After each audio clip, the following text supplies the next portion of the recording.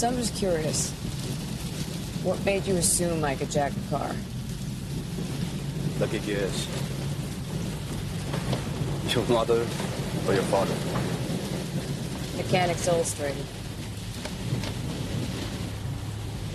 My father taught me how to shoot.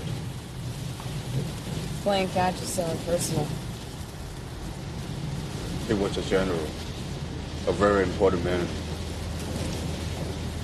Was? What happened?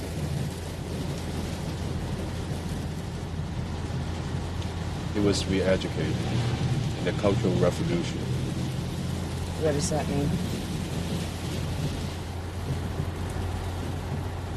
Anyone who disagreed with Chairman Mao was made loyal. Families were punished. Many were beaten, tortured, shamed.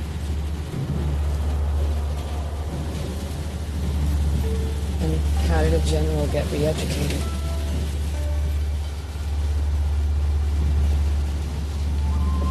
By his son.